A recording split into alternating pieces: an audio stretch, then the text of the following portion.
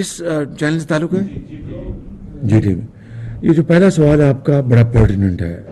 ویسے تو سارے یہ جو آپ نے بتایا کہ سوئس بینک میں اور دوسرے بینکوں میں اسی طرح کی بات ماضی میں ایک شخص کیا کرتا تھا اور دن رات کہا کرتا تھا اور کہ جناب 300 ارب ڈالر باہر پاکستان کے جمع ہیں اور میں ان کو 90 دن میں لے کے آؤں گا اور یہ چور اور ڈاکو میں یہ کا محاسبہ کروں گا.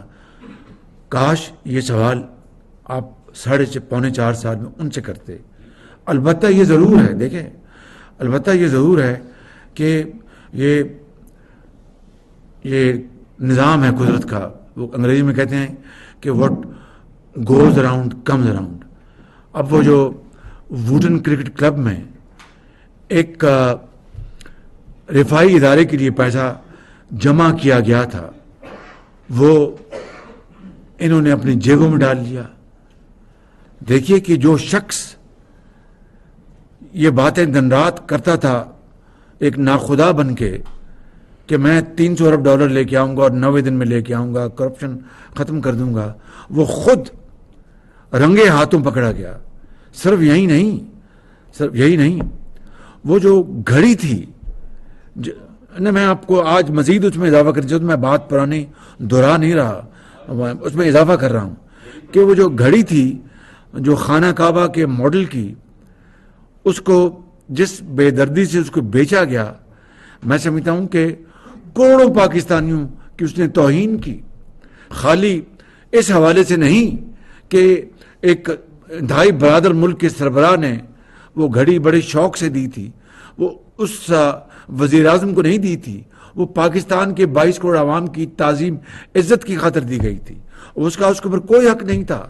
اگر وہ خانہ کعبہ کا ماڈل نہ بھی ہوتا تب بھی اس کے اوپر کوئی حق نہیں تھا کہ وہ بازار میں بیچ دے سر عام اور پھر قوم کو دھوکہ دے. خانہ کعبہ کے ماڈل کے بعد تو ہمارا، میں سمجھتا ہوں کہ بطور ایک مسلمان کے ایک ملی جذبے کے علاوہ ایک دینی بھی ہماری کی سوچ ہے کہ بھائی یہ تو ایک متبرک دنیا کے متبرک ترین مقام کی اس کے اوپر اس کی عکاسی کی گئی تھی. اس کو تو بیچنا تو جو رسید جو دی گئی تھی کہ یہ میں نے 5 کروڑ میں بیچی تھی، کتنے میں 5 کروڑ میں کہ 5 کروڑ میں وہ جعلی رسید تھی. اس سے بڑا اور جرم کیا ہو سکتا ہے کہ وقت کا وزیر اعظم جعلی رسید کے ذریعے قوم کو دھوکہ دے رہا ہے. ایک تو خانہ کعبہ کے ماڈل کی گھڑی بیچی گئی اور دوسری جعلی رسید دی گئی، وہ اس سے بھی بڑا جرم.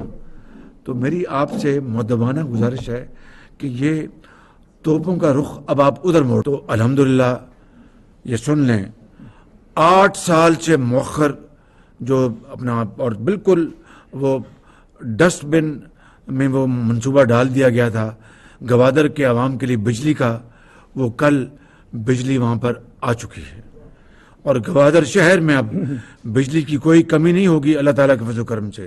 جہاں پر آپ نے کہتے ہیں میں نے کھڑے ہو کے یہ باتیں کی IMF کو، اس کے باوجود بھی بجلی وہاں پر آ گئی ہے اور دن رات ہم نے محنت کی اس حکومت. نمبر 1. نمبر 2، گوادر پورٹ جو ٹھپ ہو چکی تھی آج وہاں سے گندم اور فرٹیلائزر کی ترسیل وہاں سے ہو رہی ہے، ورنہ وہ ٹھپ ہو چکی تھی. اور گوادر کے عوام کا جو ان کو کہ وہاں پر مزدوری، کوئی اپنا ٹرانسپورٹ، کوئی وہاں پر جہازوں سے سامان لادنا ٹرکوں کے اوپر، یہ ساری چیزیں اب گوادر میں الحمدللہ اس کی شروعات ہو چکی ہیں.